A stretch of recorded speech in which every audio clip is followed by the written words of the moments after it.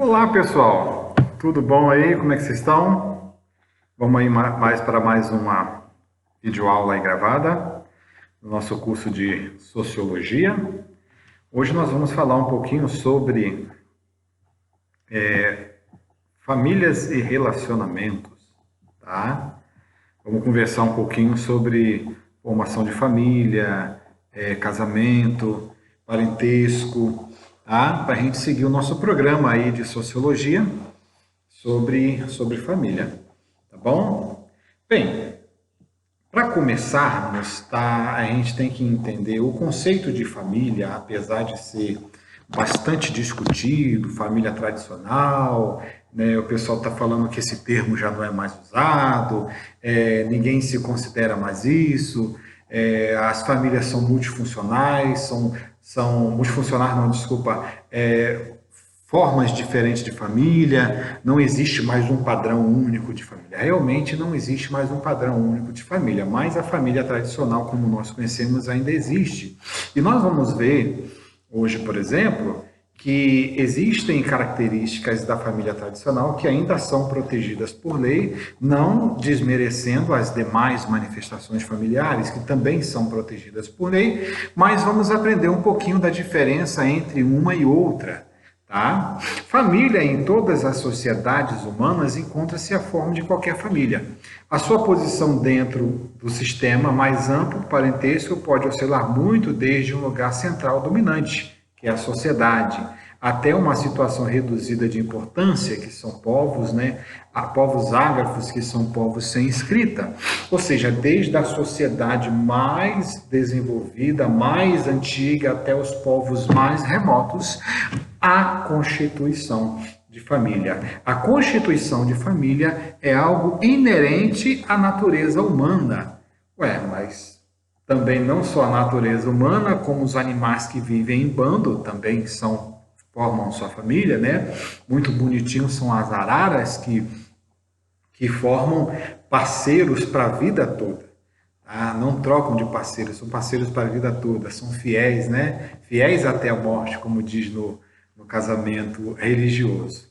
Bem, como eu sempre gosto de puxar um texto bíblico, tá? Gênesis 2, 24 a 25 diz assim: Deixará o homem a casa do seu pai e a casa da sua mãe, apegar-se à sua mulher, e ambos serão uma só carne.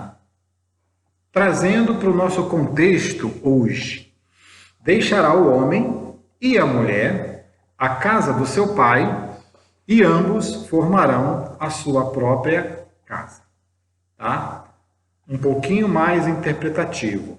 Deixará o homem e a mulher a família do seu pai, unir-se-ão os dois e formarão a sua própria família.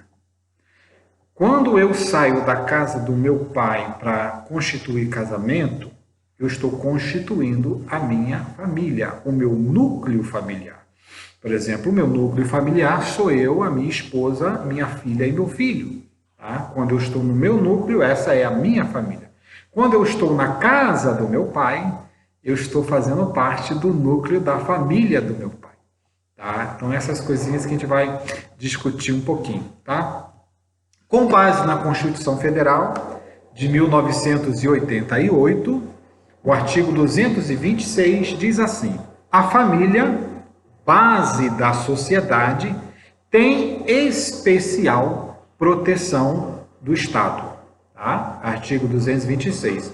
A família, base da sociedade, tem especial proteção do Estado.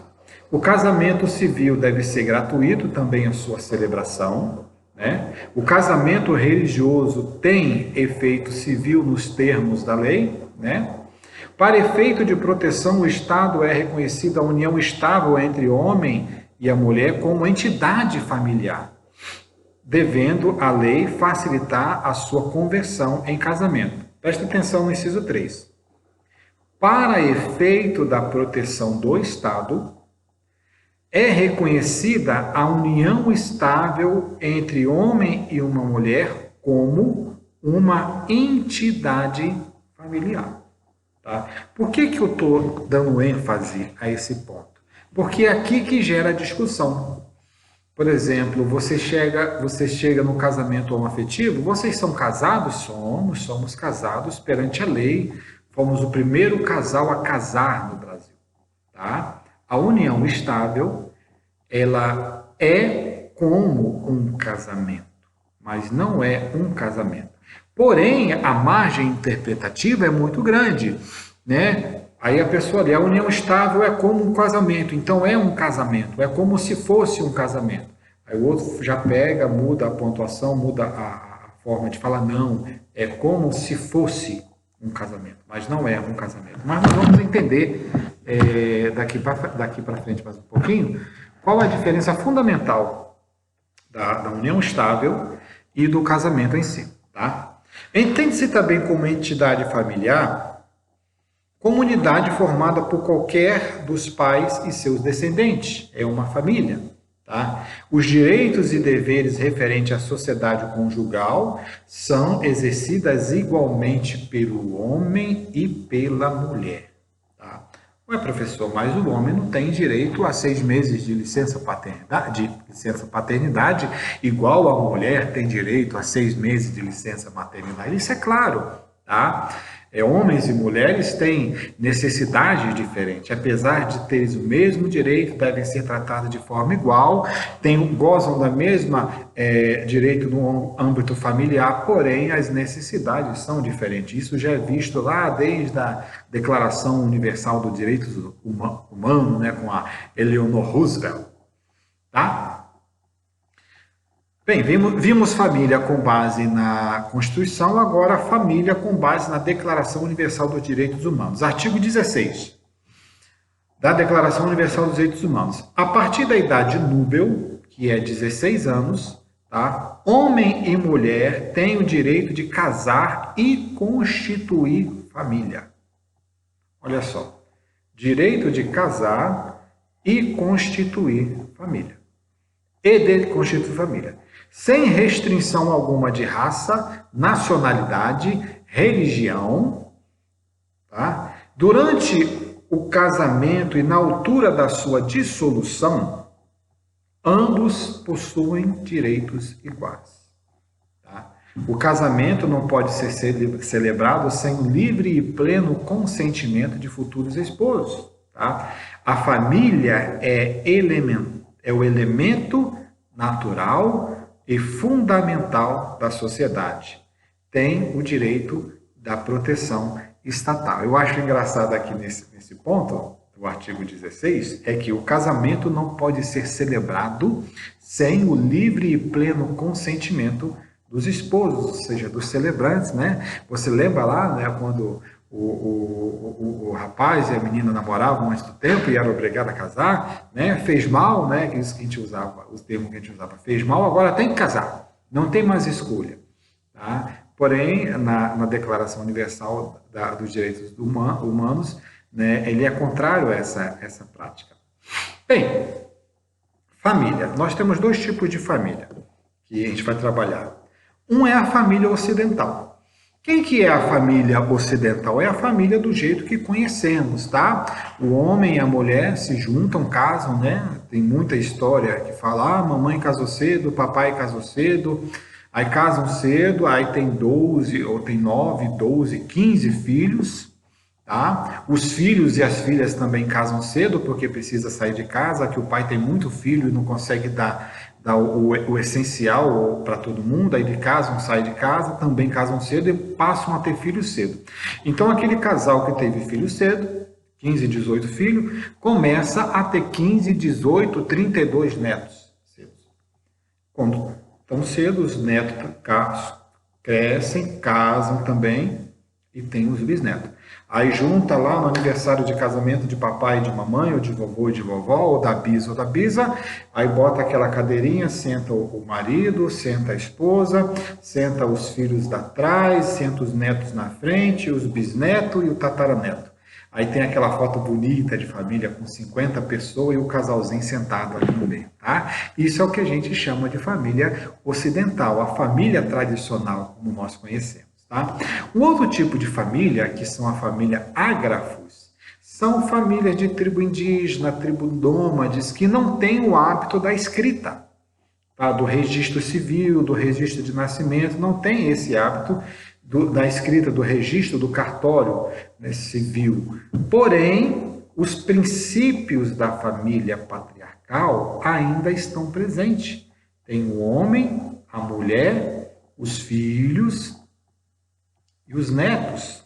Tá? Por exemplo, os índios, né, a família toda mora na oca, né, naquela casa grande, ali está o pai com a esposa, os filhos com as esposas, os netos também que casaram solteiros com as esposas, dormem todo mundo ali naquela casa grande, né, na oca, né, e todo mundo na rede, estão ali, a família está ali, aquele núcleo familiar está ali, tá?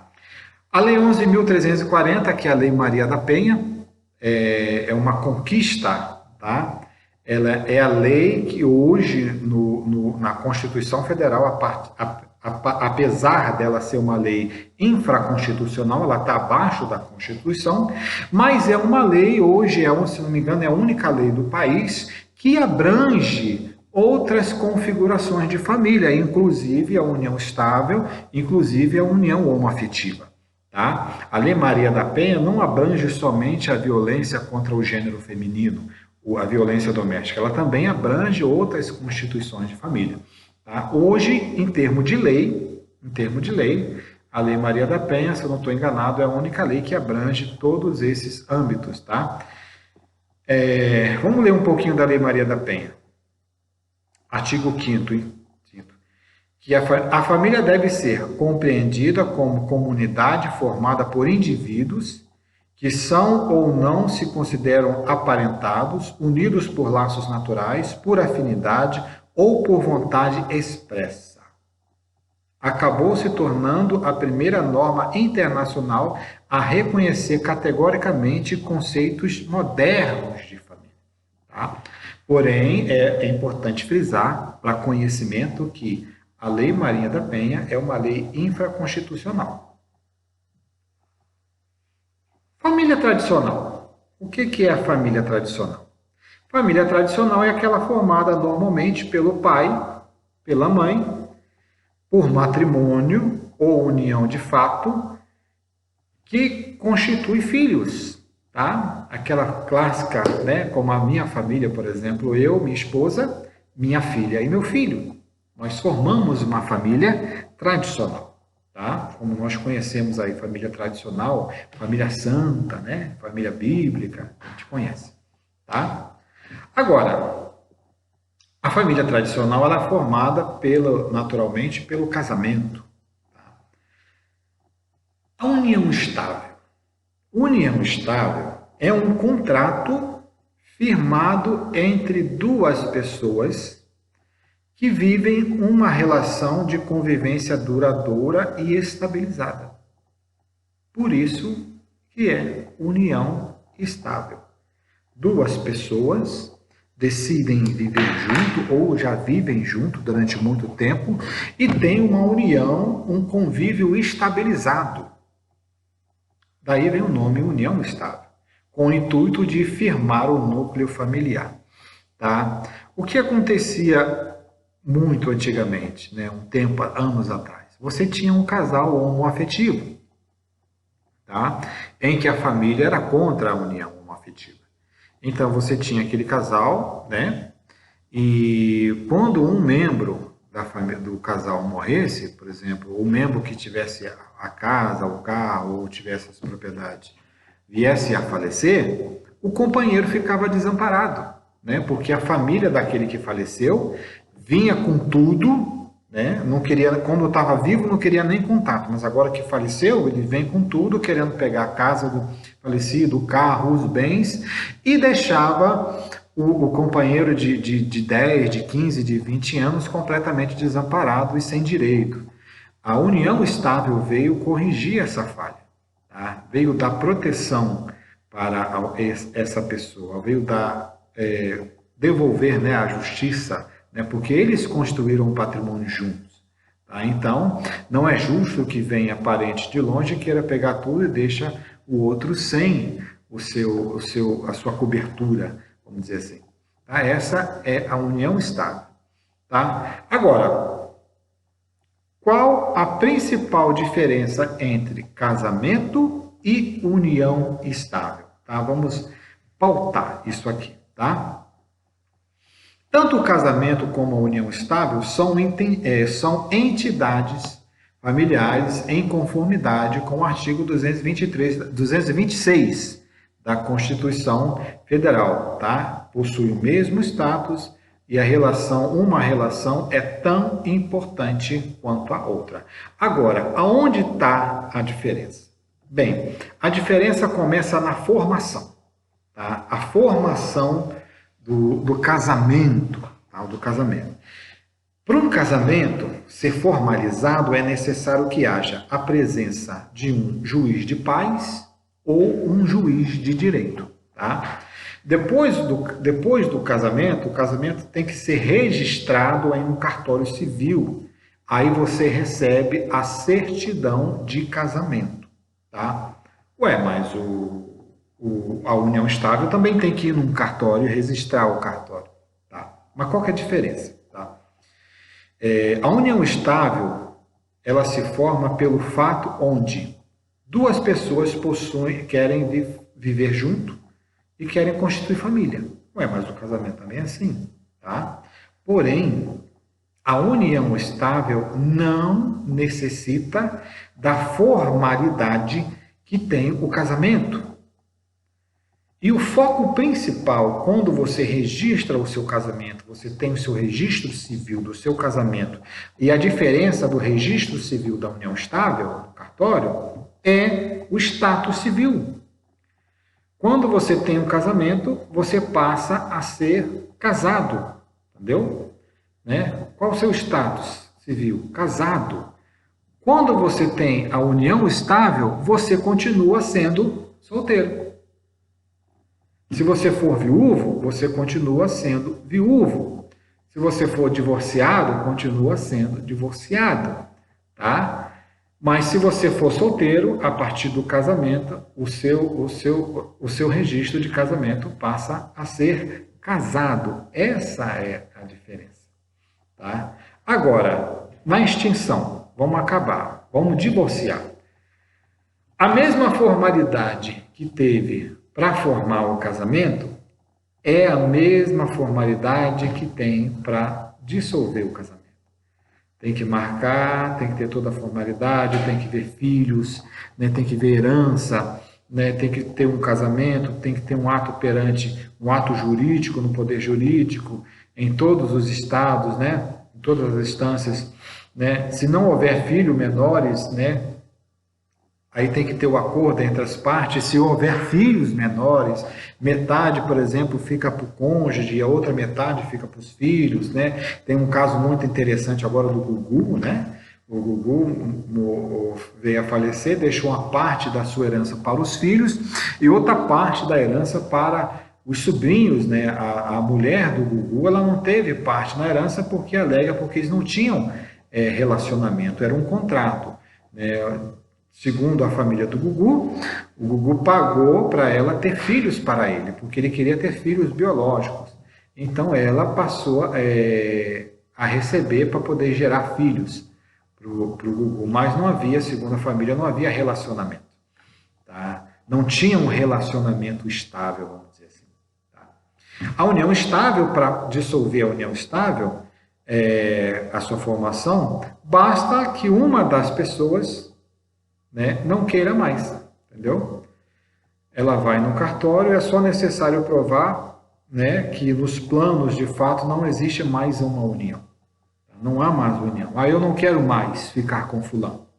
Então vai no cartório e não quero mais, eu quero dissolver a minha. Não tem a formalidade, tá? Sobre isso. Efeitos para a morte. Vamos dizer assim, não estou querendo dizer que ninguém vai morrer, não. As divisões de bens são regidas de acordo com a forma do casamento, comunhão parcial ou separação total e afetiva de bens.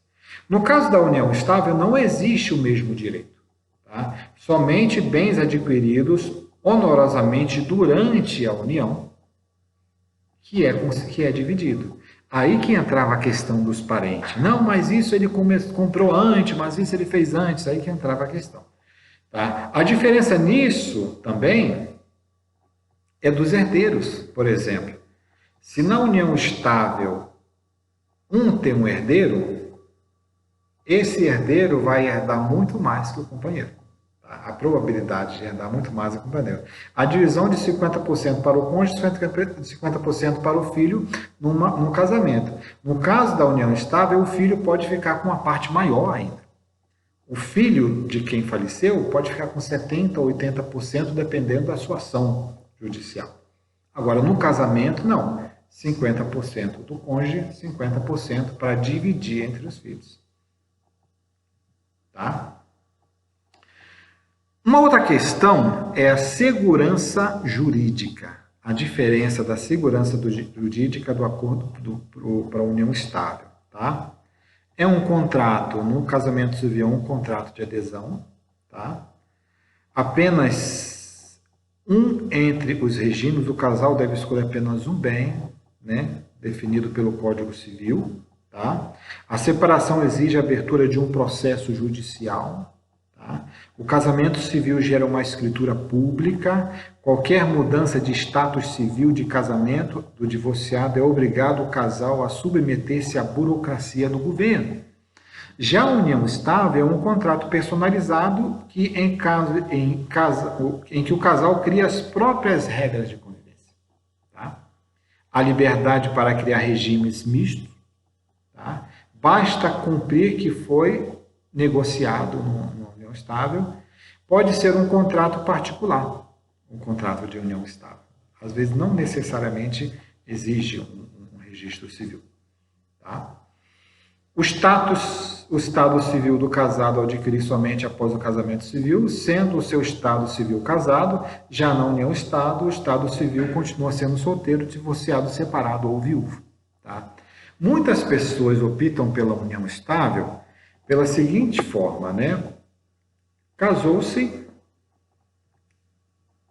o cônjuge faleceu, deixou a pensão, né? Uma pensão generosa, vamos dizer assim, e ela conhece uma pessoa que não tem um salário igual à pensão. Normalmente seria isso.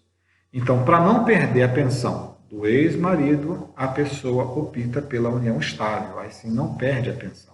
Ou para não perder a pensão, mesmo que seja de um salário ou dois, opta-se pela união estável para manter aquele rendimento. Tá? Isso é muitas questões que levam as pessoas a preferirem a união estável. E às vezes ainda estão em processo de divórcio, que o marido não quer dar divórcio, a esposa não quer dar divórcio. Então, para poder dar uma assistência médica, uma assistência hospitalar à nova mulher ou ao novo companheiro, opta-se pela união estável. Tá? Agora vamos ver algumas questões de formação de família. Tá? Bem, família monoparental.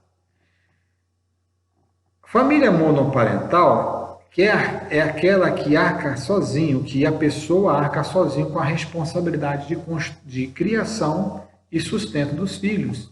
É quando tem a mãe, uma mãe quer ter uma produção independente, por exemplo.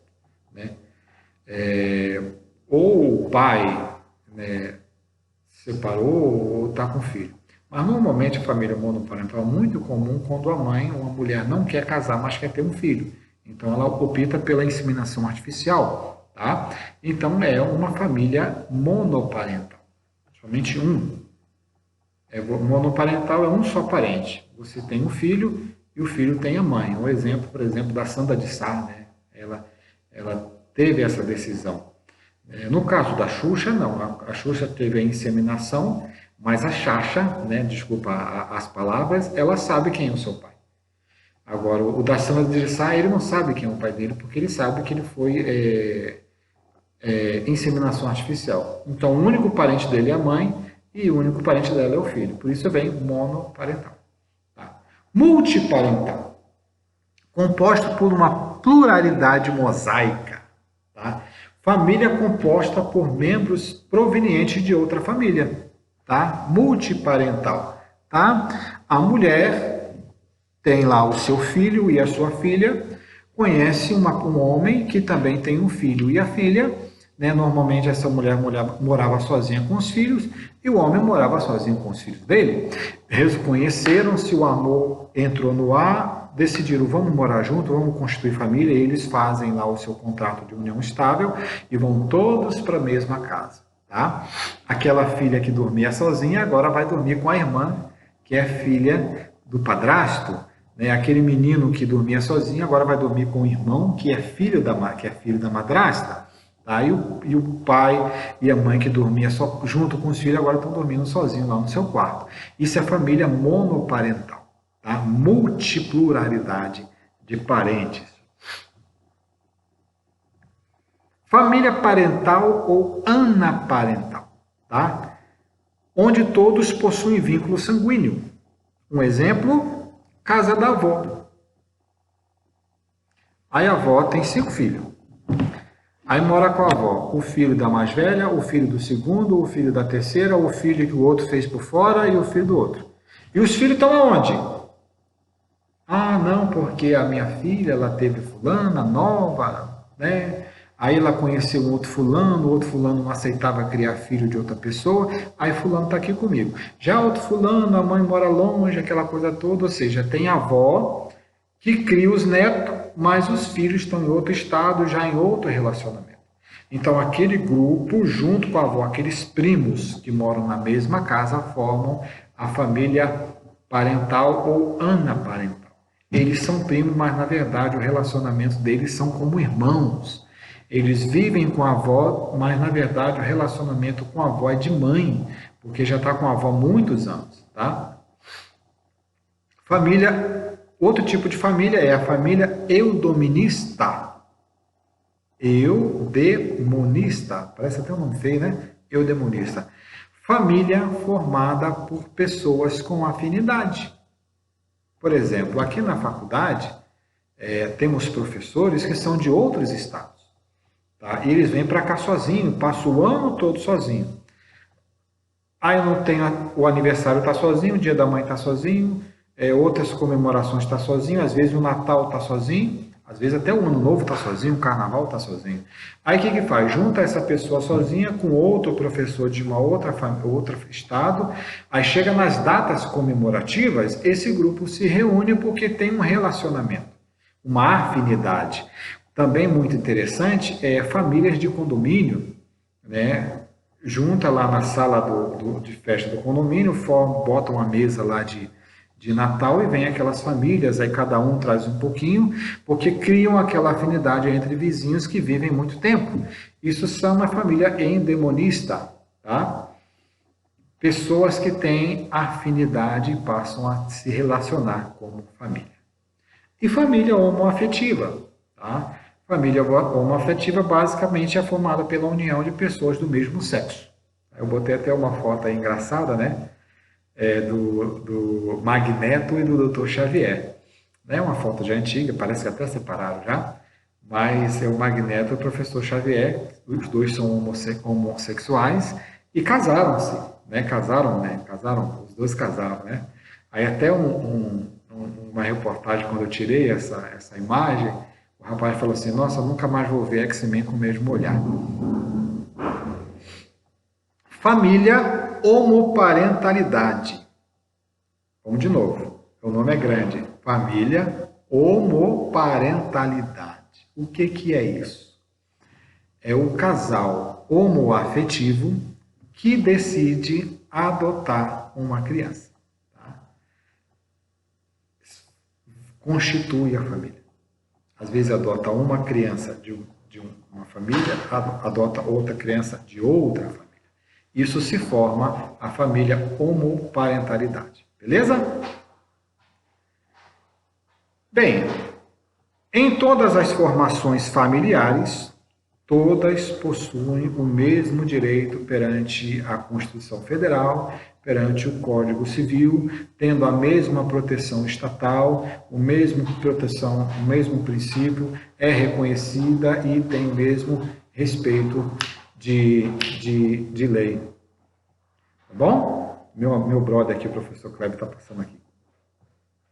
Bem, é uma aula rápida, tá?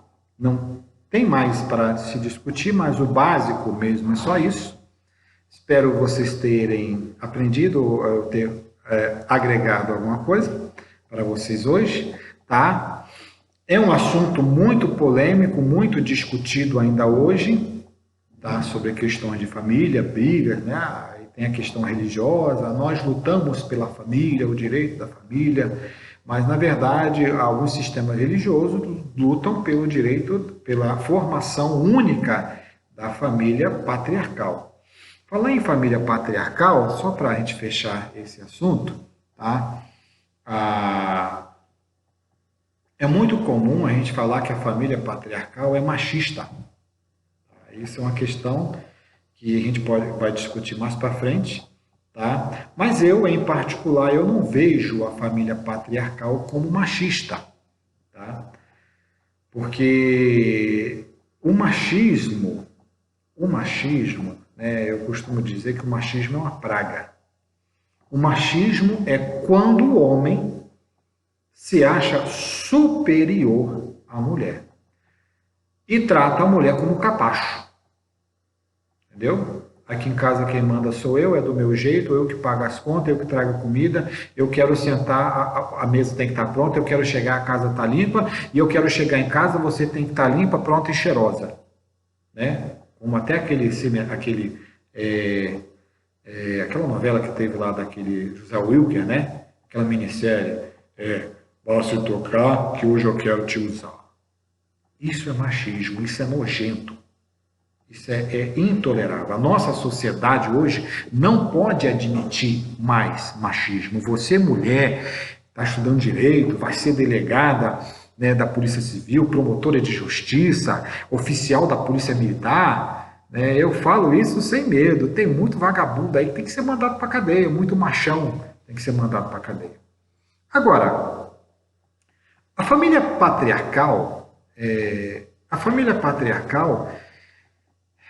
vamos dizer que não é uma coisa assim da nossa sociedade. Ela é geral. Todas as sociedades no mundo, até das sociedades iletradas, como a gente falou, é formada no contexto família patriarcal. Tá? Como falei, até os animais que vivem em bando, se você vê a configuração do bando, é patriarcal também, com exceção das hienas. Mas a família patriarcal, por que eu não considero a família patriarcal machista? Né? Por exemplo, hoje eu tenho 22 anos de casado, eu e minha esposa trabalhamos, tá? Mas durante 17 anos do nosso casamento não houve necessidade da minha esposa trabalhar, porque o meu salário supria todas as nossas necessidades. E como eu viajava muito, passava muito tempo fora de casa, né? Então a minha esposa sentiu a necessidade, quando a gente casou, ela estava trabalhando, ela sentiu a necessidade de ficar em casa, porque ela não concordava em pagar alguém para cuidar das crianças. Porque ela ganhava 2 salários, na época, para ela pagar alguém para ficar em casa, ela tinha que dar um salário. Então ela ia trabalhar para dar um salário para a pessoa cuidar das crianças e ela ficava com muito. Então ela resolveu ficar em casa. Tá? Mas toda a minha formação acadêmica hoje e profissional, eu agradeço a minha esposa, tá? Porque quando eu olhava o curso superior, eu sentava bem, tem esse curso assim, assim, assim, eu gostaria de fazer, o que você acha? A gente analisava, sentava, via nossas contas, falei, não, bem, dá para você fazer sim, faz sim. Tá? Assim eu fiz a minha primeira graduação, assim eu fiz a minha segunda graduação, assim eu fiz a minha especialização e assim eu fiz o meu mestrado. Todos em comum acordo em planejamento com a minha esposa, tá? A minha esposa tem a graduação dela, a minha esposa tem a especialização dela, tudo a seu tempo. Todas as coisas nós fizemos assim de forma amplamente compartilhada e com amplo acordo, tá?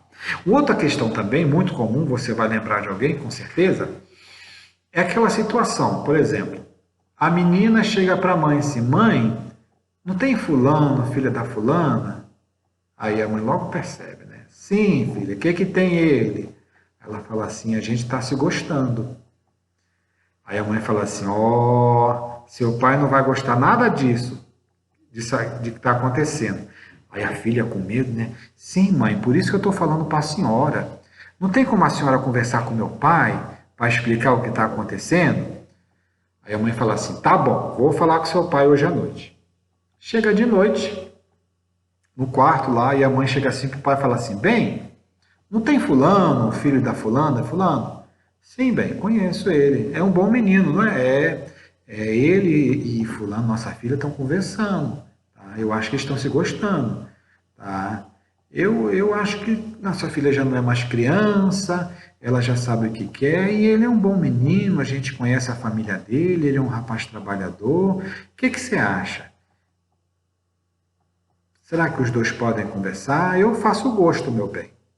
Aí o marido fala assim, com toda a autoridade, bem, já que você faz gosto, né? Ele é uma boa pessoa assim, eu conheço o pai dele, eu conheço a mãe dele, já que você faz gosto, por mim tudo bem. Aí quando chega de manhã, a filha toda apreensiva. Mãe, você falou com meu pai? Aí a mãe fala assim, falei sim, ele deixou, mas com muita restrição. Você não pode fazer isso, tá? Mas pode sim, traz ele domingo porque seu pai quer conhecer ele. O pai não sabe nem nada. Traz ele domingo que seu pai quer conhecer ele e quer conversar. Tá bom? Tá. Deus te abençoe, minha filha. Você percebeu que toda a decisão foi tomada pela mulher? Hã? Mas o pai é a referência. O pai é a referência de autoridade. Mas toda a decisão foi tomada pela mulher. É assim nos negócios, é assim na casa. Tá? Muita família patriarcal é assim. O homem tem na sua cabeça que ele é o protetor e o provisor. A administração do lar e da família e dos negócios é da mulher. Tá? Essa é a família patriarcal. O machismo, não. O machismo é quando o homem quer humilhar a mulher. Tudo o que acontece na casa é de acordo com a vontade dele. A mulher não tem opinião e os filhos não têm opinião. Ele é o início e o fim, o alfa e o ômega, vamos dizer assim. Né? A palavra inicial é dele e a final é dele também. Isso, para mim, é machismo. Tá? Eu não gosto de comparar a família tradicional com machista. Tá? Bem, gente, muito obrigado. Um beijão para vocês, uma boa semana. Que Deus possa estar te abençoando cada um de vocês, tá bom? Um abração, fiquem com Deus.